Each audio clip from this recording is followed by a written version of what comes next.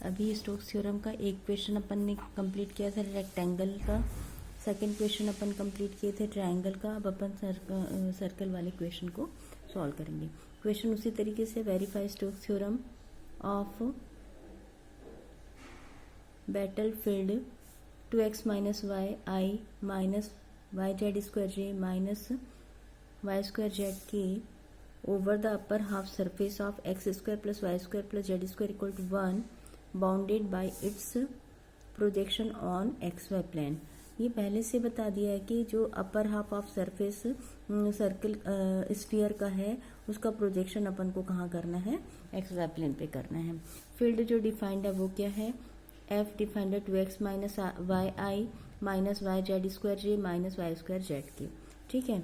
और अपर half of the surface बोला है, मतलब जब अपन एक स्फीयर लेंगे, इस स्फीयर को कट करेंगे तो अपन को upper half of the surface मिल जाएगा, ठीक है। तो स्टोक्स थ्योरम पहले अपन लिख लेते हैं। स्टोक्स थ्योरम क्या, line integration of F dot D R equal to surface integration of curl of F dot unit normal vector and D S के फॉर्म पे है, ठीक है। तो जब भी अपन को मालूम है कि आसान तरीका सरफेस इंटीग्रेशन वाला होता है, तो सरफेस इंटीग्रेशन के लिए अपन को चाहिए क्या, कर्ल ऑफ एफ चाहिए। कर्ल ऑफ एफ चाहिए तो पहले आई जे के लिखा, F1 का coefficient del by del x del by del Y del by del Z लिखा। F1 का कोफिशिएंट है 2x माइनस वाई, F2 का कोफिशिएंट है minus Y Z square, F3 का कोफिशिएंट है माइनस वाई स्क्वायर जेड, ठीक है। अब इसका कर्ल ऑफ एफ फाइंड किया तो आई का कोफिशिएंट पे वैल्यू हो जाएगी minus 2y Z plus 2y Z, तो वैल्यू हो जाएगी 0।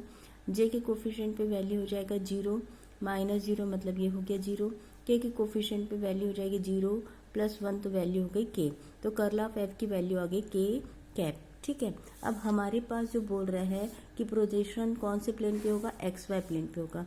जब प्रोजेक्शन एक्स वाई प्लेन पे होगा तो एक्स वाई प्लेन के लिए अपन को मालूम है यूनिट नॉर्मल वेक्टर एन की वैल्यू क्या होती है, के होती है। और अपर हाफ बोला है, मतलब प्रोजेक्शन में क्या, ऊपर वाला के डायरेक्शन, मतलब पॉजिटिव डायरेक्शन ऑफ के, तो इनर पार्ट में चला जाएगा, तो आउटर पार्ट होता है हमेशा एन को, तो एन कैप की वैल्यू क्या होगी, डाउनवर्ड डायरेक्शन होगा, तो एन कैप की वैल्यू क्या होगी, माइनस एन की कैप होगा। क्योंकि ऊपर में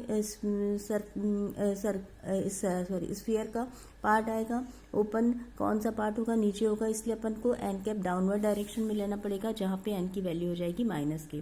अब ये भी पता है कि एक्स वाई प्लेन पे प्रोजेक्शन है, तो एक्स वाई प्लेन के प्रोजेक्शन के लिए डीएस की वैल्यू क्या होगी, DX D Y upon N dot K. अब एन डॉट के क्या हो जाएगा, के डॉट के से क्या हो जाएगा, 1 हो जाएगा। तो डीएस की वैल्यू क्या मिल जाएगी, डीएक्स इंटू डी वाई मिल जाएगी। अब फॉर्मूले में वैल्यू पुट कर दो, कर्ल ऑफ एफ क्या आया था हमारे पास, के आया था। एन कैप की वैल्यू क्या है हमारे पास, माइनस के है। डीएस की वैल्यू क्या है, डीएक्स इंटू डी वाई है। सारी वैल्यू पुट करने से वैल्यू क्या होगी, double integration of dx D Y हो गया। अब double integration of dx D Y हो गया। हमारे पास जो प्लेन है वो एक्स वाई प्लेन पे अगर अपन डीएक्स डी वाई पे इक्वेशन का फॉर्म करते हैं तो इक्वेशन क्या होता है, x square plus Y square equal to 1। X Y plane पे प्रोजेक्शन से क्या मिलेगा अपन को, इक्वेशन ऑफ सर्किल मिलेगा, x square plus Y square equal to 1। इसके लिए अपन के पास ये जो फॉर्मूला होता है double integration of dx D y, वो क्या होता है, एरिया का फॉर्मूला होता है, एरिया ऑफ द सरफेस का। तो एरिया क्या होगा, सर्किल का एरिया क्या होता है, हाफ पाई आर स्क्वायर होता है। पाई आर स्क्वायर से यहाँ पे रेडियस की वैल्यू क्या है, 1 है, तो आंसर में माइनस साइन इसलिए माइनस पाई हो गया। तो आंसर क्या हो गया इसका, माइनस पाई हो गया। तो ये वैल्यू मिल गई अपन को राइट हैंड साइड से कि curl F dot unit normal vector and DS का। अब अपन को वैल्यू चाहिए एफ डॉट डी आर का। एफ डॉट डी आर के लिए वैल्यू देखो, जब भी डी आर बोलेगा मतलब केवल सरफेस जो बाउंड्री लाइन है उसी का अपन को इंटीग्रेशन करना होता है। बाउंड्री लाइन किसके लिए डिफाइंड है, x square plus Y square plus z square के लिए, ठीक है। तो एफ क्या है तुम्हारे पास, प्रोजेक्शन कहाँ पे है, एक्स वाई प्लेन पे। प्रोजेक्शन एक्स वाई प्लेन पे है तो जेड की वैल्यू क्या हो जाएगी, 0 हो जाएगी। तो डी जेड क्या हो जाएगा हमारा, 0 हो जाएगा। तो एफ की वैल्यू जो है तुम्हारे पास 2x minus y d x minus Y Z square d y है ना, minus Y square z d z है।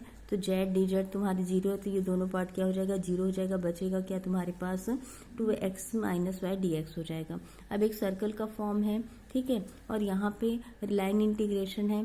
सरफेस इंटीग्रेशन होता है तो अपन x equal to r cos theta से इंटीग्रेट कर लेते हैं।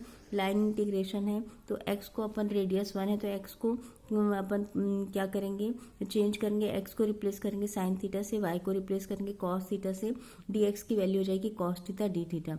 और सर्कल है, इस सर्कल का क्या होगा, जो एंगल होगा, है ना, अगर x equal to sine theta, y equal to cos theta put करें तो कंप्लीट सर्कल का फॉर्म क्या होता है, 0 to 2π। तो लिमिट क्या हो जाएगी थीटा की, 0 to 2π हो जाएगी। अब सारी वैल्यू पुट करना है, x equal to sine theta, y equal to cos theta, dx equal to cos theta D theta का फॉर्म।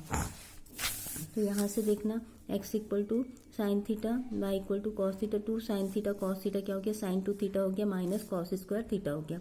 अब यहाँ से मैं डायरेक्ट लिख सकती हूँ, कॉस स्क्वायर थीटा का फॉर्म है 1 plus cos theta by 2 D theta. इसको अगर मैं इंटीग्रेट करती हूँ तो मेरे को वैल्यू मिल जाती है D theta by 2 plus sine 2 theta by 4, limit 0 to 2π।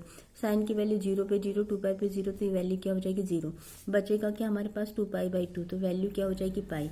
तो इंटीग्रेशन अपन 0 to 2π cos square theta D theta की वैल्यू हो गई पाई, तो इसकी वैल्यू माइनस पाई। अब sine square 2 theta, sine 2 theta का है, साइन 2 थीटा का इंटीग्रेशन होता है minus cos 2 theta by 2, integration 0 to 2π कर लेंगे। इसकी वैल्यू तो अपन ने फाइंड कर ली, इसकी वैल्यू फाइंड कर ली, अपन ने क्या फाइंड किया है, पाई फाइंड कर लिए, ठीक है। तो यहाँ से वैल्यू क्या हो जाएगा, कॉस 2 थीटा कॉस 4π क्या होता है, 1 होता है, कॉस 0 भी क्या होता है, 1 होता है, तो 1 माइनस 1 अपर और लोअर लिमिट से वैल्यू क्या हो जाएगी 0। तो बचेगा क्या हमारे पास माइनस पाई, तो बचेगा क्या हमारे पास माइनस पाई, तो right hand side equal to left hand side. तो इस तरीके से हमारे पास इक्वेशन सॉल्व हो गया। उसी वे में ठीक है, उसी वे में जिस तरीके से अभी स्फीयर का क्वेश्चन था वैसे ही अपन एक क्वेश्चन फिर से कर रहे हैं। Verify Stokes theorem for vector field is defined by f equal to minus y cube I plus x cube j in the region x square plus Y square is less than equal to 1, z equal to 0।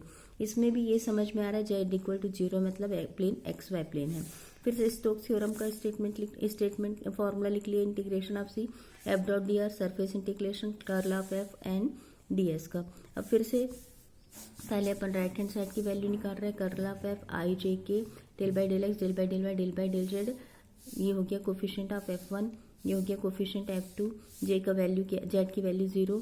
तो अगर इसको अपन ने solve किया तो आई के coefficient को क्या लेके चलेंगे 0, जे के कोफिशिएंट क्या हो जाएंगे हमारे पास 0, के कोफिशिएंट क्या मिलेंगे अपन 3x square minus plus 3y square, 3x square plus 3y square, के का फॉर्म मिलेगा अपन को कर्ल ऑफ एफ की वैल्यू। अब फिर से क्योंकि एक्स वाई प्लेन है, एक्स वाई प्लेन है हमारे पास, लेस देन इक्वल टू 1 बोला है, मतलब अब क्या होगा, जो प्रोजेक्शन होगा वो outer positive direction of Z में होगा, पॉजिटिव डायरेक्शन ऑफ जेड के लिए एन कैप की वैल्यू क्या होती है, के कैप होती है, इसलिए यहाँ पे एन की वैल्यू अपन ने क्या ले ली, के ले ली। जेड इक्वल टू 0 है, एक्स वाई प्लेन है, आउटवर्ड डायरेक्शन पे एन की वैल्यू अपन के लेके चल रहे हैं, डी एस की वैल्यू होगी D X Dibai N dot के से वैल्यू क्या हो जाएगी 1। तो अपन के पास फॉर्मूला क्या होता है, curl of f n cap d s अपन ने लिखा डी एक्स डिवाई अपॉन 1। तो ये हो गया वैल्यू पुट कर दिए, कर्ल ऑफ एफ हो गया 3x square plus Y square D X Dibai.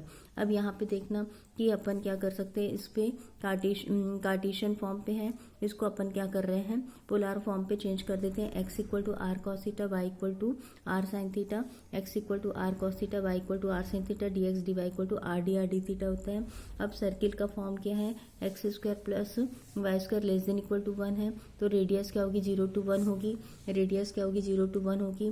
और कंप्लीट सर्कुलर प्लेन पे फिर से बता रही हूँ, सर्कुलर प्लेन पे सर्किल के फॉर्म पे, सॉरी अच्छे से रफ स्केच बनाना है, सर्किल के फॉर्म पे x square plus Y square equal to less than equal to 1 है, तो आर की वैल्यू कहाँ से कहाँ वेरी करेगी 0 to 1 पे, और थीटा की वैल्यू अपन लेके चल रहे हैं 0 to 2π पे। तो उसी तरीके से अपन ने यहाँ पे लिया थीटा की वैल्यू 0 to 2π, आर की वैल्यू 0 to 1 और x और y की वैल्यू पुट किए। तो x square plus Y square क्या होगा, आर स्क्वायर होगा, डी एक्स डी वाई क्या होगा, आर डी थीटा होगा, है ना। अब इंटीग्रेशन किए 3 r cube d r d theta, r का आर के रिस्पेक्ट पे वाला मल्टीप्लीकेशन है, अलग अलग पार्ट कर लेते हैं, theta D theta limit 0 to 2π। तो अब इसको इंटीग्रेट किए r cube 4/4 theta limit 1 to 0, तो मतलब वैल्यू हो गई 1/4, इस पे वैल्यू हो गई 2 पाई, तो आंसर क्या हुआ 3π/2। ये मिल गया अपन को राइट हैंड साइड की वैल्यू सरफेस इंटीग्रेशन के लिए। अब अपन लेफ्ट हैंड साइड पे जा रहे हैं, line integration of F D R. फिर से बोरी लाइन इंटीग्रेशन पे केवल बाउंड्री लाइन को लेके चलते हैं। बाउंड्री लाइन के लिए एफ डॉट डी आर से वैल्यू क्या होगी, आई का कोफिशिएंट हमारे पास है -y³ dx, जे का कोफिशिएंट है x³ dy, के का कोफिशिएंट 0, तो वो टर्म 0 हो गया। फिर से अब यहाँ पे देखो ये डबल इंटीग्रेशन होता है तो अपन क्या करते हैं, पोलर फॉर्म पे चेंज करते हैं। सिंगल इंटीग्रेशन होता है तो अपन क्या करते हैं, इसको केवल रिप्लेसमेंट करते हैं, है ना, किसी फॉर्म पे नहीं चेंज होता है, रिप्लेसमेंट करते हैं, सब्स्टिट्यूशन से सॉल्व करते हैं।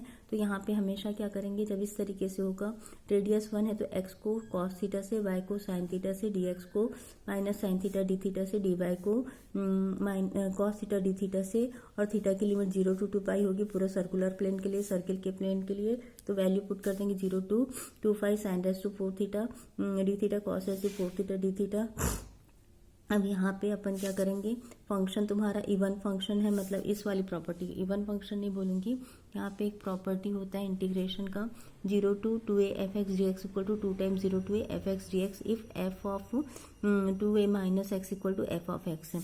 तो ये देखना कि हमारे पास साइन और कॉस फंक्शन के लिए, है ना, साइन और कॉस फंक्शन के लिए यहाँ पे देखना, साइन और कॉस फंक्शन के लिए यहाँ पे ऑल सबकी value positive, sine tan cos इस तरीके से होता है। यहाँ पे वैल्यू क्या होती है, पाई माइनस थीटा, और यहाँ पे वैल्यू क्या होती है 2 पाई माइनस थीटा। ठीक है, तो हमारे पास जो लिमिट है, लिमिट क्या है 0 to 2 पाई है, 0 to 2 पाई पे, लेकिन साइन की वैल्यू क्या होगी 2 पाई माइनस थीटा पे नेगेटिव होती है, और 2 पाई माइनस थीटा पे कॉस की वैल्यू क्या होती है पॉजिटिव होती है, लेकिन पावर इवन है इसलिए दोनों टर्म क्या हो जाएंगे, पॉजिटिव हो जाएंगे, इसलिए वो कंडीशन को सेटिस्फाई करेगा 2 टाइम्स का। फिर से 0 to पाई के फॉर्म पे चेंज हो जाएगा, 0 to पाई के लिए भी क्या करना है, पाई माइनस थीटा, पावर 4 है, पावर 4 है तो साइन वाला टर्म भी पॉजिटिव होगा और कॉस वाला टर्म भी पॉजिटिव होगा। तो ये जो टोटल इंटीग्रेशन 0 to 2 पाई है वो क्या हो जाएगा, 4 टर्म 0 to π/2 पे कन्वर्ट हो जाएगा, 0 to π/2 पे कन्वर्ट हो जाएगा, sine raise to 4 theta cos raise to 4 theta D theta. अब यहाँ पे देखना, अगर पावर पे n इवन नंबर है तो रिडक्शन फॉर्मूला होता है n-1/2, n-3/n-2 अप टू 1/2 π/2 तक वैल्यू जाती है। तो दोनों फंक्शन सेम वैल्यू देते हैं साइन और कॉस का, तो 3/4 1/2 π/2, 3/4 1/2 π/2, सिंप्लीफाई करेंगे इसको तो 3/2 पाई, तो right hand side equal to left hand side. तो ये दोनों क्वेश्चन सेम वे में चले हैं। एक अगर समझ आया होगा, पसंद आया होगा तो थैंक यू वेरी मच। और कोई डाउट्स है, कोई कमेंट्स करना है तो ज़रूर कीजिएगा, और लाइक करिए, शेयर करिए। Thank you very much.